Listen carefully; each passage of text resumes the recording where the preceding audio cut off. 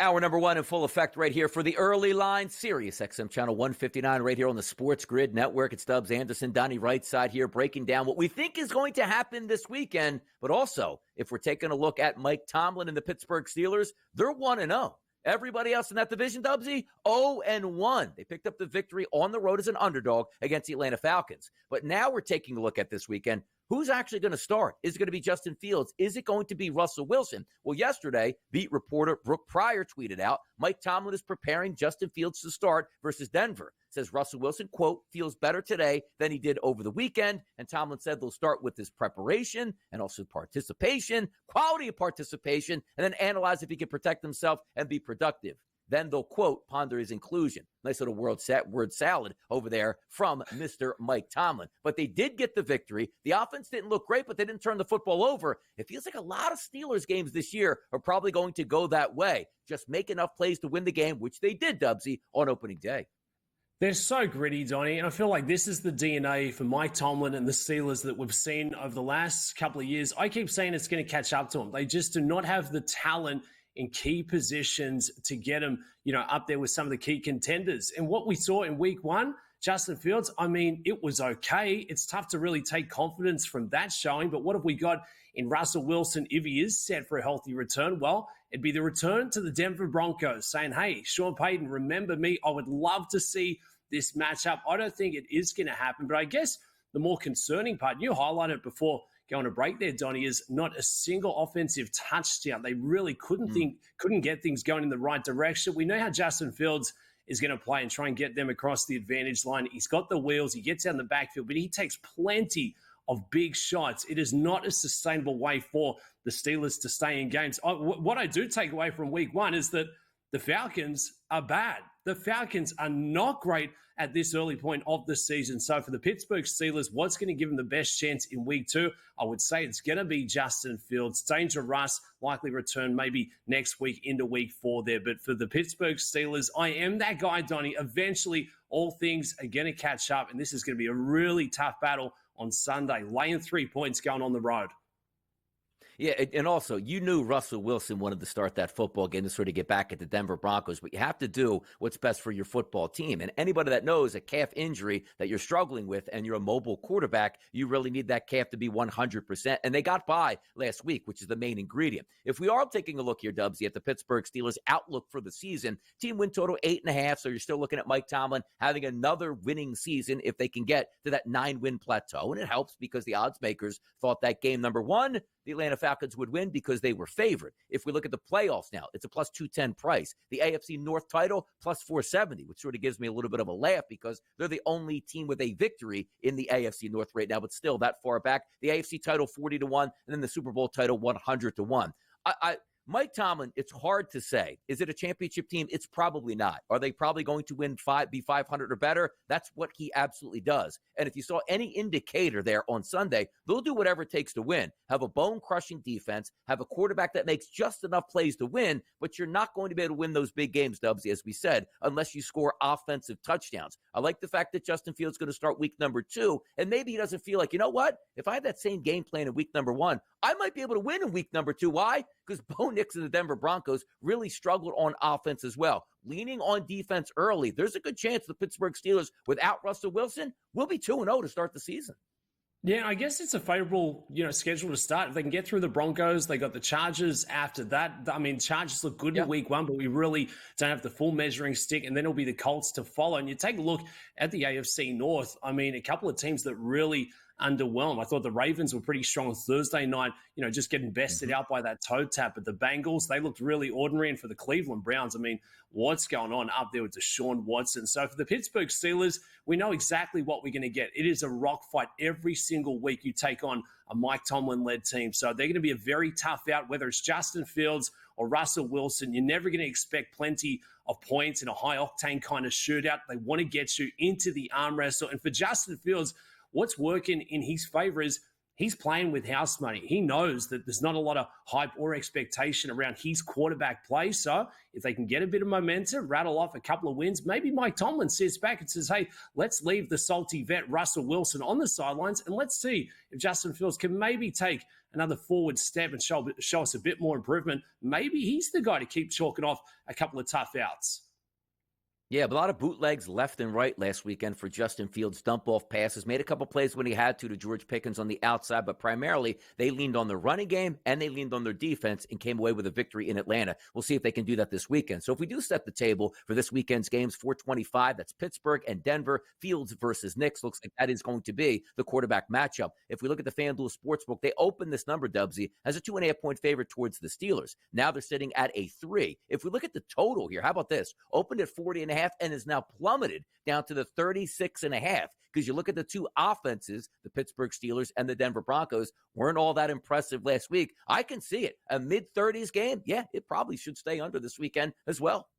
Yeah, I mean, don't see that low total and be scared off by that one, bettors. It really will be a rock fight. And, for the Denver Broncos, they're going to have to be a lot better. Bo Nix looked great in the preseason, but it's funny how everything changes once it gets a little faster come week 1 of the regular season. I expect to see a lot of improvement from the Denver Broncos. I think they'll try to get that run game going a little more, and that could potentially take a bit more pressure off Bo Nix. I'm still very bullish, and I think there's always a great chance to see so much improvement from week 1 into week 2 into week 3 there. So for the Denver Broncos, they're looking for a bounce back. It's going to be in their ballpark. I think they'll like that fact. And of course, they're going to be getting ready for a big showdown. Whether Russell Wilson is the starting quarterback or he's on the sidelines, it is going to be a raucous atmosphere out there at Mile High. It's so interesting to watch this play out, too, because we know how the offseason went for the Pittsburgh Steelers, and certainly through the preseason. They wanted, and maybe just Mike Tomlin wanted, the starting quarterback all along to be Russell Wilson. They wanted him to start in the preseason. They wanted him to start game number 1. Weren't able to do so. It'll be very interesting to me, Dubsy, if we watch game number 2 and a similar thing plays out. Not a lot of offense for Pittsburgh, but they still win football games, which is the key, how quickly they do go back to Russell Wilson. Because we know, as I said, Tomlin wants him to be the starter. And if we're not seeing an electric offenseman still winning, it's going to be hard to take Justin Fields out. And what happens if Justin Fields plays great football this weekend on the road against the Denver Broncos? So many questions in the Steel City to be determined here. But we're going to keep it in the NFL. More hot topics coming up next to dial right here on the early line. More hot topics, more injuries to take a look at the NFL. And when do we not look at that practice report and say, could something be up? Last week, we expected Christian McCaffrey to take the snaps opening night versus the New York Jets. We expected him to perform well. The question was, how many snaps would he actually take? The answer, Dubs, was exactly 0. And now we don't know when Christian McCaffrey is coming back here due to Achilles tendonitis, which Kyle Shanahan brought up yesterday. Now, the one good thing you can say is if maybe one of the best players in the league is not going to be available for a couple weeks, is have your backup running back, Jordan Mason, go 28 carries, 147 yards, and score a touchdown in your decimation of a very good New York Jets defense, 32-19. So let's start there. How surprised were you, Dubsy, getting ready for that football game, and all of a sudden, every big beat reporter in the NFL is going, you know what? Inactive reports, here comes Christian McCaffrey. He's not playing. Donnie, you mentioned 2 running backs there for the 49ers, Christian McCaffrey and Jordan Mason. I had one of them as my number 1 pick going into this year's draft for my fantasy football lineup, and I started him, and he didn't play. CMC, I mean, this was an absolute shock for mine. We knew that he was battling injury going through the preseason leading in to week 1, but we didn't know he was going to be a game-time scratch there. But hey, I mean, every loss is someone else's opportunity. So Jordan Mason, he steps up and gets it done. But Jordan Mason telling the media after that game that he actually knew about starting on Friday night, but we didn't. So that was a tough one for me to swallow. But for the 49ers, look, this is a really, sensitive injury for Christian McCaffrey, especially when you're expecting so much production. But it's early in the season. And for Kyle Shanahan, if they didn't know what they've got in Jordan Mason, well, now you know. So why would you have that pressure of trying to rush Christian McCaffrey back for week 2 going against the Vikings? So certainly one thing to note and monitor as we move through a very long and treacherous season here for San Francisco is just keep an eyes on Christian McCaffrey. Do we see a bit of a drop-off in that production, in that role out of the backfield? I think we likely will. Maybe, getting a bit of a pitch count, if you will, once he does get back in the mix there. But no surprises. I don't expect to see him out there in week 2, unless not at full capacity as well, especially after what a showing Jordan Mason put together there for Monday Night Football. Yeah, there would have been panic. Let's just say Jordan Mason got the ball 15 times and gained 16 yards. Oh, no, the sky is falling. We lost to the Jets, but you blew the Jets out. Mason was fantastic, which leaves you extra time to get him ready. If you remember at the end of the regular season last year, he had that calf injury, Christian McCaffrey. Over the summer, had another calf injury. Now Achilles tendonitis. Things aren't looking great there. But again, when you're winning football games, you can afford to rest your better players as long as what, Dubsy? You keep winning football games. We'll see if they can do that against Minnesota. Moving on to other topics around the NFL, and we broke this news right on the set of Pro Football Today. Tyreek Hill being detained by police officers just a few hours before his game against the Jacksonville Jaguars. The videos did come out here. There was escalation on both sides here, but nobody got hurt was the big issue here. But now Tyreek Hill says, you know what? That guy that escalated, I want him fired. It'll be interesting to see what the fallout is going to be from this. But the good part about it is nobody was injured. Tyreek Hill was able to play in that football game, played well. The Miami Dolphins won, and we'll see what this leads to, Dubsy.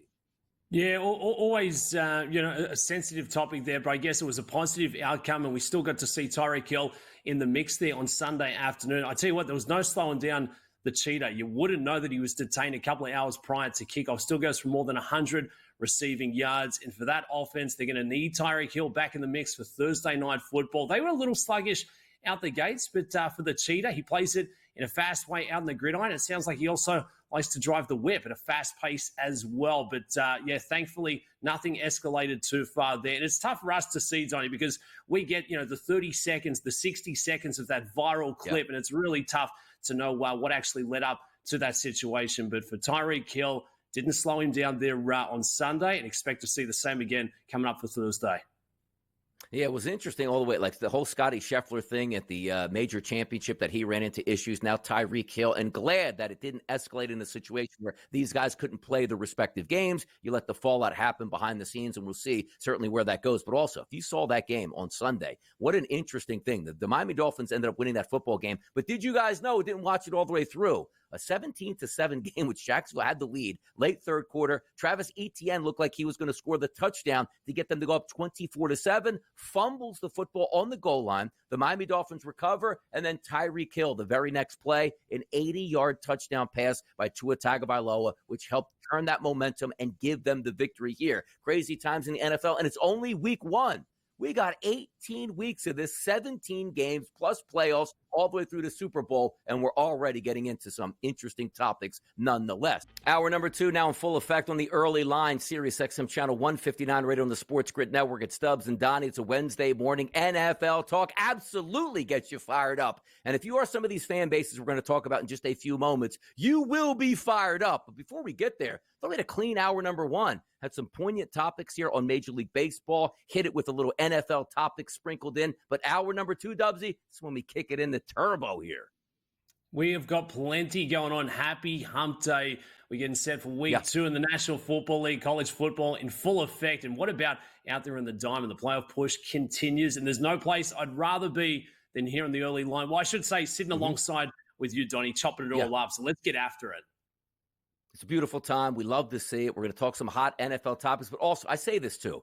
Don't you remember last week, Dubs? Like, we're talking on a Wednesday, and I always say this, and it's a shame too, because I'm like, you know what? Time moves so fast. Like, I understand we just got through week number 1. We got 17 more regular season weeks and the playoffs and the Super Bowl. It's going to be great, but we're already down week number 1. There's going to be a time here, Dubs, I'm going to say, like, Dubsy, week 11 here in the NFL. Like, where did the time go? So the hot topics that we have, love to get involved with them. But boy, oh boy, does football season go quickly here. And we're already into week number 2. But let's start with some hot topics. And maybe, is it even a hot topic at this point? Because it feels like we've been beating this drum for years now since the New York Giants, A, drafted Daniel Jones, and B, re-signed him, that we've all been saying, outside of the ownership and the general manager, this guy can't play. So you saw opening day, the Giants come back in their throwback uniforms, 100 years or whatever of Giants football, terrible uniforms, even worse quarterback play. Brian Dable, Joe Shane, the general manager, should be ashamed of what they're putting out on the football field.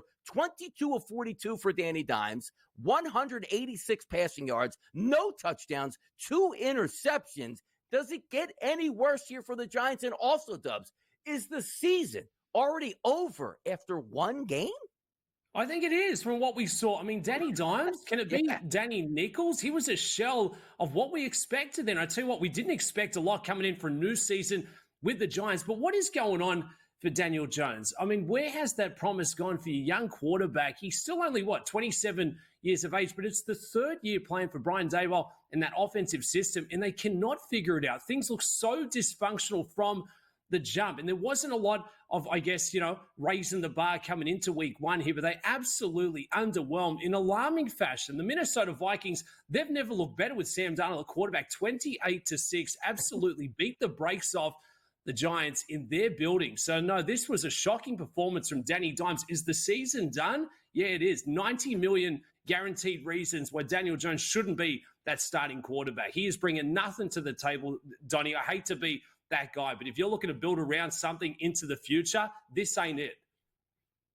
They had their chance to. They could have just cut bait with him and just kept him on the bench, drafted a quarterback. They went Malik Neighbors, who is going to be a fine football player in the NFL, but it always starts with the quarterback, and they just don't have that. So let's take a look at the Giants on the season. I say this as an Eagles fan. Like, the NFL is better when the Giants are good. The rivalry between the Eagles and the Giants was one of my favorites growing up, because if we just go back a few years, when I was in school in northern New Jersey, the Giants were beating the hell out of the Philadelphia Eagles on a week-to-week basis, Kerry Collins and Tom Coughlin and the boys. Then it completely flipped in the early 2000s. The Eagles have absolutely owned the New York Giants. But also, when you look at the NFL landscape, like you see now, team win total for the Giants, 5.5. To get to the playoffs, a plus 710 price, which is ridiculous. Worst record in the NFL, we'll talk about that more in just a bit, at a plus 600 number. But you see teams in the NFL, like the Philadelphia Eagles and Howie Roseman, won a Super Bowl a couple years ago, always seem to be in the mix now, and a talented roster. The Miami Dolphins, the San Francisco 49ers, they all operate under the same conditions. There's a salary cap and there's a draft. And also, when you're a bad football team, you get put at the top of the draft, and that's supposed to help you out, and you play a worse schedule if you're a bottom-feeding team.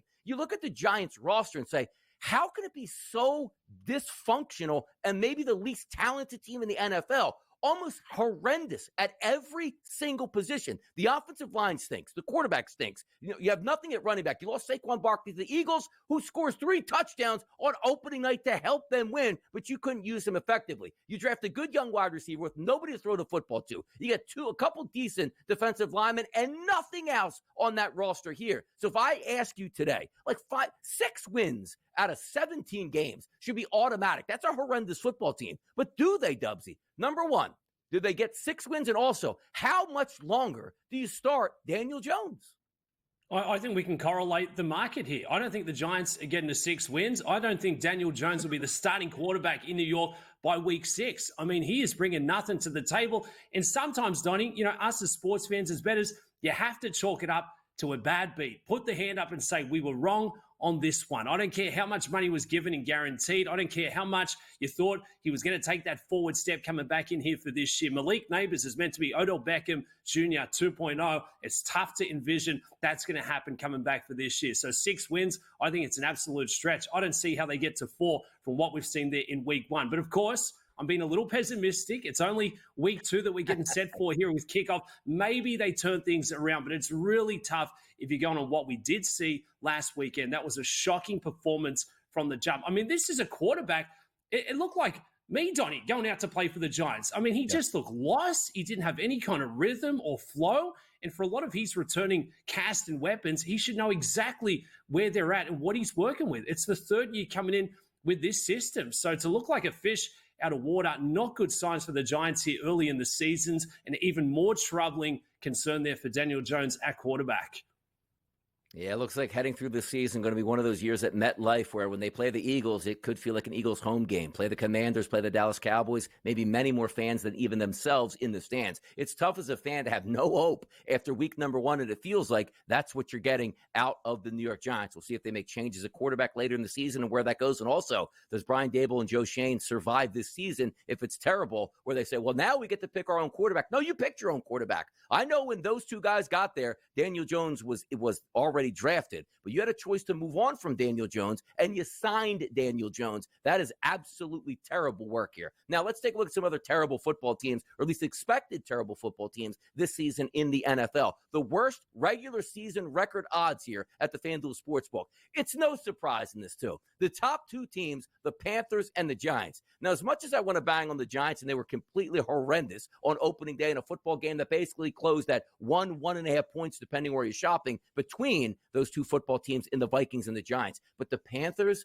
the show they put on in New Orleans, if that's what you want to call it, this is one of those teams where I was like, you know what? I just need to see them be competent. I just need to see Bryce Young take a step here and be a better quarterback than he was last year. Dave Canales, the new head coach of the Carolina Panthers, coming over from the Tampa Bay Buccaneers, I thought might be a help here. After one game, it doesn't look like they're going to win a single game this year, Dubsy. 47-10. I've never seen the Saints look so good. But I tell you what, if Dave Canales is the quarterback whisperer now turned head coach, what's he saying in that locker room? I'd be bringing Bryce Young aside saying, hey, I've got something to whisper to you. You ain't a good quarterback. They have got no offensive weapons to build around. So, look, if the Giants are turning back the table for the Carolina Panthers, it is going to be a long road going through this regular season. At plus 260, I see a fantastic number. I see a fantastic price. You are getting that plus money for a team that may only, what they chalk up 2 wins last season, they'll struggle to get to 3. I cannot see a world in which the Carolina Panthers can get to 4 wins this year. Bryce Young, again, they like what they saw coming out of Bama for the young quarterback. I just do not see it, Donnie. There's a different skill set that you can have in the college ranks and then playing with the big boys up in the pros. He doesn't have it. The Panthers don't have it. And for Dave Canales, maybe go from whispering to shouting in this one. Maybe that's going to get a better response from this team. And by the way, let's look at those 4 teams right now in that odds market to be the worst regular season record odds, right? You look at the Panthers plus 260. What do they have? Hopefully their future franchise quarterback on their roster. The New York Giants, they don't have that. Then you take a look at the Broncos. They hope it's Bo Nix. You take a look at the Commanders. They hope it's Jaden Daniels. You look at the Patriots. They hope it's going to be Drake May here. So not only are you going to get crushed this year for the Giants, you're not even breaking in a new quarterback. You expect to be your franchise guy. That's tough. Look, the process has began in New York. Let's continue to talk quarterbacks and the Green Bay Packers up next. Right back at it. NFL topics continue to hit hard. And also, we are through 1 week here, but we are making some proclamations on some of these football teams that could they come true? Could they go up in smoke? Could they have great seasons? Let's start with the Green Bay Packers here, Dubsy, because this is one of those football teams a lot of people are high on, and rightfully so. You love the way the Green Bay Packers played the second half of the season last year. Why? Because Jordan Love certainly looks like he is going to be your franchise guy for the next 10 to 15 years. He was paid accordingly and a lot of high hopes. The Philadelphia Eagles took on the Green Bay Packers in Brazil in a hard-fought loss for the Packers, but the biggest loss was the second to last play of the game where you saw Jordan Love in the pocket get twisted around, bang up his knee. He'll be out for multiple weeks at the least here. Now that, you say, could be devastating to the Green Bay Packers, and who will be their backup quarterback who's going to step into the fold? And I don't have a lot of excitement here from either Green Bay Packers or people looking to back Green Bay right now, because that is Malik Willis. And you take a look at Malik Willis on his seasons that he's played in the NFL, a lot of hype. It was almost thought at one time, Dubsy, he was going to be a top 5 draft pick in the NFL, slips to the 3rd round. He's had 3 starts, 350 total yards passing, 144 rush yards, 1 total touchdown, and 3 interceptions. Let's just start here first. Devastating injury to Jordan Love, but how do we feel about Malik Willis coming in to fill in, and can he sort of tread water until we get their starting quarterback Jordan Love back? Yeah, look, not great news, but not as bad as it potentially could have been there for the Green Bay Packers. The youngest team in the NFL, Jordan Love, he's going to get things together. If it's 3 to 6 weeks, well, the season's not out the window. I think the Green Bay Packers, alongside the Ravens, probably the best losers from week 1. So I'm not losing a lot of stock here. Now, for me, Malik Willis, we know the style of play. He's a dual threat quarterback. How high is the ceiling? It's not high, Donnie. It's the expectation is not great for Malik Willis coming in here. But some of the other weapons that really shine there, I mean, Reed was fantastic for the Packers. Josh Jacobs, maybe they can lean on him to set the table. And you look at the schedule, they're going to be at home for this weekend, taking on the Indianapolis Colts. I'm really not massive on from what we did see there in week 1. So maybe with a couple of these other complementary offensive weapons, Malik Willis can just funnel this offense and maybe try and grind out a couple of wins. But I tell you what, he's only been in the building for, I believe, the last 2 to 3 weeks. So really doesn't have a great grasp on this offense there either, Donnie. So a little concerning for you Packer fans, especially on that betting side of things. They're now grabbing 3 at home with the line open at 3 at home there. But yeah, not good signs in Green Bay, but could have been a lot worse. Jordan Love, if he can get back within 3-4 weeks, still absolutely love what I'm seeing from Green Bay.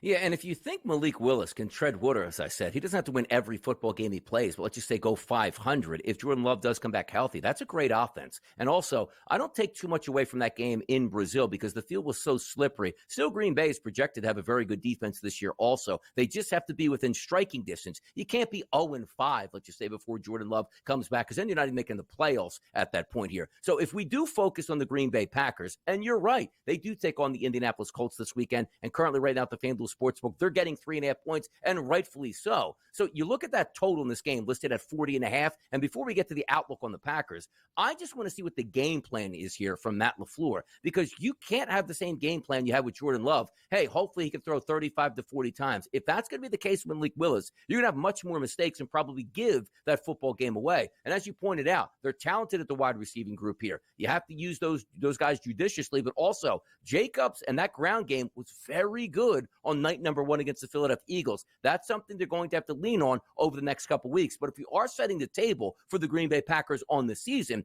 you look at their numbers, the playoffs, a minus 150 price in the preseason. That now sits at plus 168. They're the underdog to make the playoffs. The NFC North at a plus 210 price. They now sit at a plus 650 price now currently. And to win the NFC Championship before the season, Dubsy, 9-1 price. That's now 17-1 price. And I agree on all of that. If there was a jumping in point for me, we said, Donnie, would you like to bet them to make the playoffs, win the NFC North, or the NFC title right now? I actually don't mind that plus 168 price. The expanded playoff, 7 teams now make it. Yeah, let's just say Jordan Love misses every game in the month of September, and you get him back healthy October throughout. Why can't you have a second half run, Dubsy, like you had last year from the Green Bay Packers, making the playoffs, crushing the Dallas Cowboys? This is a team that had high hopes here that aren't dashed all the way through because Jordan Love is coming back. If you see those current prices, playoffs, NFC North, and NFC title, for me, I would take the easy way out plus 168 because I think they could still make the playoffs. How about you? What are you thinking on their future for this season?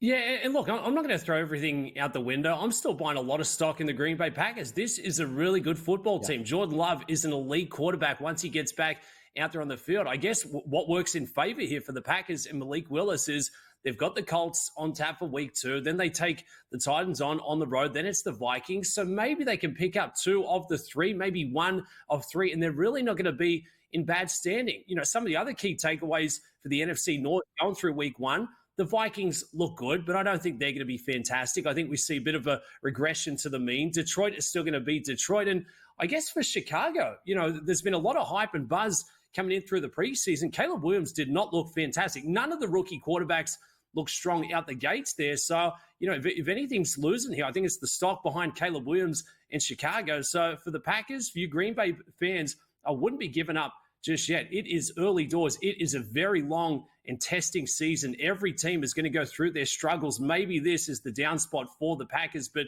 I'm still very big on their chances to at least make the playoffs. And we're getting that plus money, Donnie. I'm all in on Green Bay. Jordan Love, if it's 3 weeks, absolutely sign me up.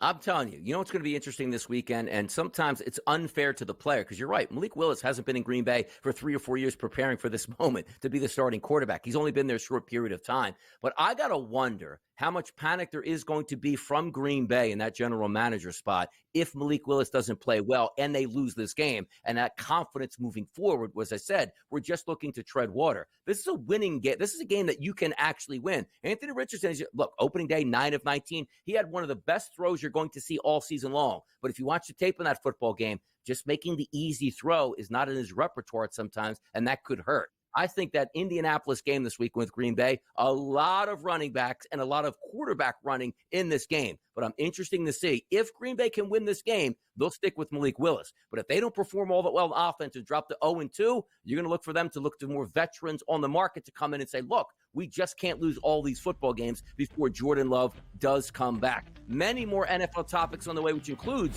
the NFC South. Are we losing faith in the Falcons? Can they still win the division? Come on back. Let's talk about it.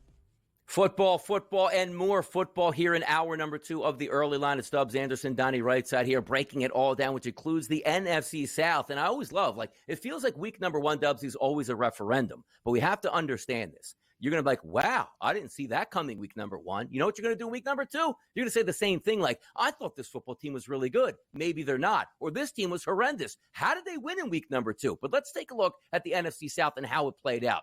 The Atlanta Falcons, if we look before the season started, they were the favorites in this division at a minus 145 price, followed by the Buccaneers, Saints, and the Panthers. If we look today, Dubsy, still in first place in the odds market, but not as by a wider margin, is the Atlanta Falcons at a plus 155, followed by the Saints at a 2-1 price, the Buccaneers plus 210, and then there's the Carolina Panthers after one game, a 20-1, not to win the World Championship, not to win the NFC, but just to win their division. It seems like they're already out of it. So let me ask you this question. You saw the Falcons, they lost. The Saints were impressive. The Bucs were impressive. The Panthers were terrible. Did your opinion change on any of those four teams after just week number one?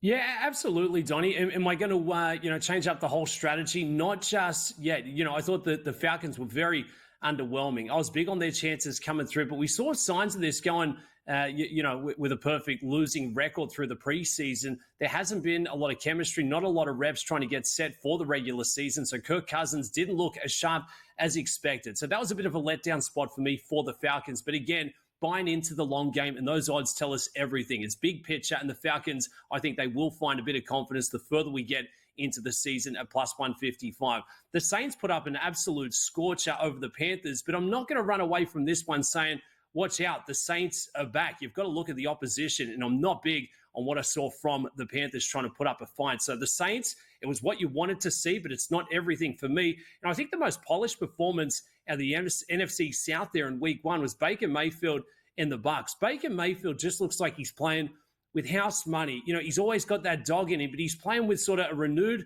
confidence, and he's found the perfect landing spot in Tampa Bay. He's got all the weapons around him. This is an offense that really looks to have cohesion from the jump there. So that was probably the most polished performance, I thought, from the division. The Bucs, Baker Mayfield, Big Bad, Mike Evans, Chris Godwin. There's certainly plenty of weapons on that side of things. So they were probably the standout for me out of the South in week one.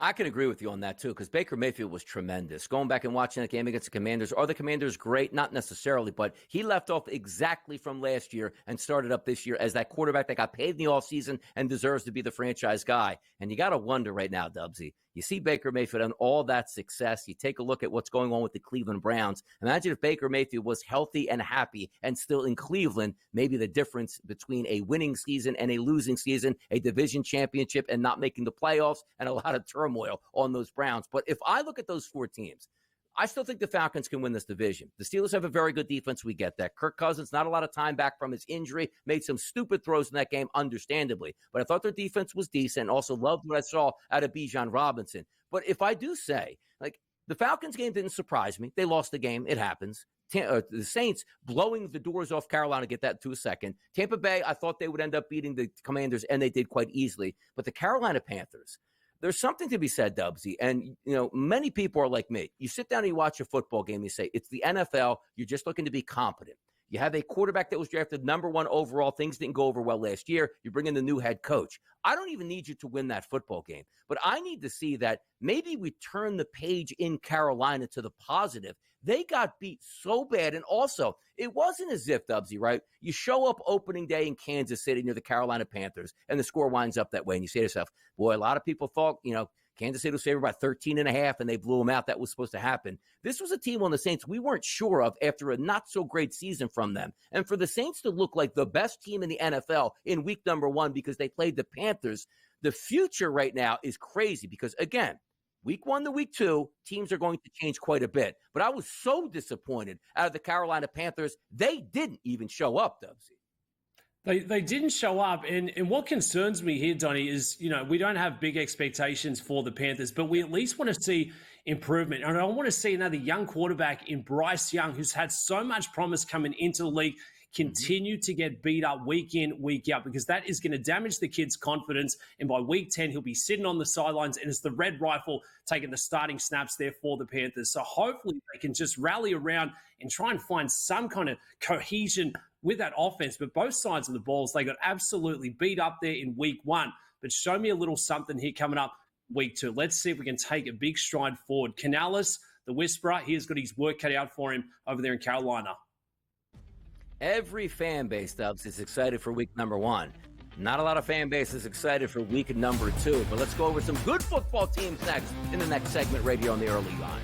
Marquee action starts tomorrow night. Buffalo, Miami. Another great game on Sunday afternoon. We'll talk about in just a few moments here between the Saints and the Cowboys. Now we're talking about good football here, not bad football. The Buffalo Bills opening day, were they great? Not necessarily, but they picked up the win over the Arizona Cardinals in a hard-fought game that came down to the final drive where Buffalo needed to stop and got it here. Now, let's focus on tomorrow night's action. A huge tilt in the AFC East. 1-0 Buffalo, 1-0 Miami. Both of these teams in close games week number one. Thursday night football typically is an advantage for the home team, which the Miami Dolphins are. We look at the FanDuel Sportsbook. They opened this line at a minus 1.5 price, now sits at a 2.5 price here as a favorite for the Dolphins. The Buffalo Bills come to town. Initial thoughts on this game and how it plays out, Dubsy? What are we thinking here between Buffalo and Miami?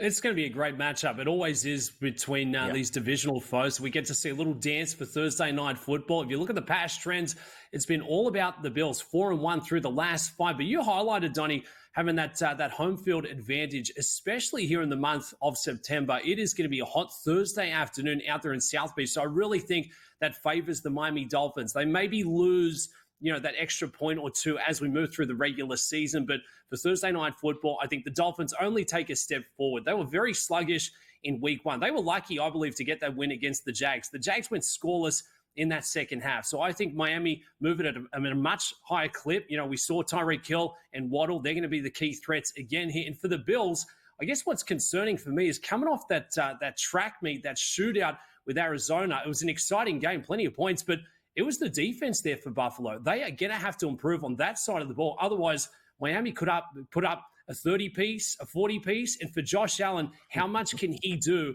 to carry the Buffalo Bills? 2 passing touchdowns, 2 rushing touchdowns. He got banged up. It looks like he's going to be a go for this one, but it's going to be a long season for Josh Allen if he continues to do everything for Buffalo in trying to will his way across that finish line. It's a great point you bring up, Dubs. Let's start there with Josh Allen. Phenomenal football player, no doubt about it. And you're right. 2 touchdowns in the air, 2 touchdowns on the ground. Absolutely tremendous performance overall. And I believe he scored a touchdown and it got called back, so he could have had even more for himself. But let's focus on him. He had to do everything in his power to just get by the Arizona Cardinals, not the Kansas City Chiefs, the Miami Dolphins, the Philadelphia Eagles. That's something to keep an eye on. And also the usage rate for your quarterback. You're going to have to sooner or later lean a little bit more on the running game outside of him, which I thought James Cook was very good on opening day against the Arizona Cardinals. But if we set the expectations, for me, the Cardinals have one of the worst defenses, if not the worst defense in the NFL. It's easy to go up and down the field. They're at home against them, and it should be. They found themselves in a 17-3 deficit against one of the worst teams, I believe, in the NFL when it turns out. Maybe 6 wins total, 5 wins, somewhere in that range for me, for the Arizona Cardinals. But they did win the ball game. They did come back, and there's something certainly to be said for that. They need their younger wide receiving core to step up this weekend, because last week you saw the Arizona Cardinals. They have one of the more wily quarterbacks out there, and that's with Kyler Murray. And he was tremendous last week, making plays with his feet and throwing the football. Tua Tagovailoa, not so much plays with his feet, but he is a mobile quarterback. But if you can't defend down the field against the Miami Dolphins, you're going to be in some trouble. Devon Achane, Raheem Mostert out of the backfield, really talented. Tua Tagovailoa with those 2 wide receivers in Waddle and also Tyreek Hill, well, I think we get some points. Let's flip it over here. 48.5 is the total for this football game tomorrow night. Is any thoughts of the under in this? Because I love both of these offenses, and both of these teams should move the football. Even though it's a division game on a Thursday night, when a lot of sloppy play last week, I'm expecting an over here, Dubs. I am. Yes, send the points here on Thursday night football. The Bills, we know they can move it at a high clip. Josh Allen, more of the same. You feel like just pulling him aside saying, hey, we need you for the whole season. We don't need to throw everything on the line here for week 2, but you know he's going to, because this is a massive spot to get up to. Going against the Miami Dolphins, we know from Miami, they can score with the very best of them. They're probably the most explosive offense in the National Football League. So look, at 48.5, we've seen a bit of movement for that total. Don't overthink it. I think we do see plenty of points, and we should see it from the jump. If the Dolphins get off to a fast start, they can lean on that run game, but the Bills will be playing catch-up football, and I think both sides are going to really try and move it up tempo. So it should be a very exciting game. One of the bigger totals coming in for week 2, but don't overthink it. Overs certainly looks to be the play against the primetime spot. And don't overthink tomorrow night, 8:15 p.m. Live in studio, the boys on Pro Football Today will be locked and loaded for that AFC tilt. So make sure you don't miss out. Tune into the SportsGrid Network. We got you covered during football season. How about Sunday afternoon, 1 o'clock game, New Orleans Saints, Dallas Cowboys. Two of the more impressive teams for me in week number 1. New Orleans flatlined the Carolina Panthers. The Dallas Cowboys went on the road and embarrassed the Cleveland Browns. This line opened up as a 6.5-point favorite. You know where it still sits today, Dubsy? You guessed it. Graphics shows it. -6.5, a total up from 45.5 at the opening number to 46.5. Two teams playing good football, meeting in week number 2. Are we agreeing that the Dallas Cowboys should be just about a 7-point favorite here? Yeah, absolutely. At home as well in Dallas. I thought the Cowboys were fantastic going in to Cleveland there for week 1 to get the big score. Dak, he's been paid. He's got his guy in CD Lamb. They try to get the run game going as well. And Brandon Cooks, he looked really strong out the gates there. For the Saints, monster performance. But that's the one thing we've got to keep a little caution with as bettors. Don't take too much away from week 1. You look at who the Saints were going up against, probably the biggest cupcake in the NFL. So the Cowboys booked at 6.5. You're getting almost a full touchdown there. I think this is going to be dominant fashion. I think it could be a bit of a backward step for the Saints. The Dallas Cowboys at home on a fast track. I think we see plenty of points from Dak Prescott, who's going to put himself right in the conversation again for that MVP going through the regular season. This is going to be an interesting matchup, too, because if you look at the Dallas Cowboys, that was an impressive team victory. Special teams were great. Defense was great. Offense moved the football when they needed to. But I don't know how much we can take away from both of these games that these two teams played, because Cleveland looks like, I don't know what the expectations were coming into the season. I didn't think they obviously could win the AFC North. I thought there were better teams involved up there, which include the Baltimore Ravens, who I think are going to win that division. But if we are looking from a Dallas perspective, I love the fact that Dak Prescott got paid on game day, went out and performed with CeeDee Lamb. Didn't make any mistakes there, moved the football, and just let the Cleveland squad, the Browns, just basically disintegrate in front of our eyes. But also, if we take a look at the New Orleans perspective, how much, Dubsy, can we take away from week number 1, where they were at home and looked like a JV football team with the Carolina Panthers? They're really going to step up in competition. And sometimes, Dubs, this is what makes week number 2 so tough, because you saw the Cowboys play a complete game. You love to see that. You saw the Saints maybe wake up some people across the NFL going, oh, maybe this is the year the Saints will be good, and not last year, as most people thought the Saints would be a runaway winner possibly in the NFC South. How is your viewing of these two teams that played great football week number 1 continue into week number 2? The Cowboys showed plenty of polish. I think they're one of the best teams in the NFL. The highlight for me is with the Saints there going against the Panthers. Donnie, on the off days when there's no NFL football on Tuesday or Wednesday, I'll crank out the PS4. I'll get the PlayStation out and play a little Madden. When I get behind, I just start throwing Hail Marys. A 7-point margin becomes 14. It becomes 21. And I think that's what we saw from the Saints going against a young quarterback, a team out of their depth in week 1 there with the Panthers. So I think we've got to be a little cautious with the expectation behind the Saints. Alvin Kamara, he turned the clock back. He looked really strong. I love what I saw from Shaheed. And Derek Carr, he looked really comfortable. But I guess it's all about the consistency for Derek Carr at quarterback. But maybe this is the spot where he can finally really shine and bring his best effort here for the Saints. I tell you what, this is going to be a massive, massive challenge coming up on Sunday going against the Dallas Cowboys, who really do look to have threats all across the board. And that defense is going to be coming a lot quicker in the pocket there towards Derek Carr. So let's see. Pressure makes diamonds. Let's see if that's enough for the Saints to step up and cover that touchdown spread. I know you're not supposed to handicap based on bias, but last year I had the Saints winning the NFC South, and they disappointed me so much. It was one of those football teams that I wasn't paying a lot of attention to here in the offseason. They looked fantastic week number 1. If you go into Dallas for the Saints and knock off the Cowboys, they're going to start to turn heads, and maybe they should be the true favorites here this year in the NFC South.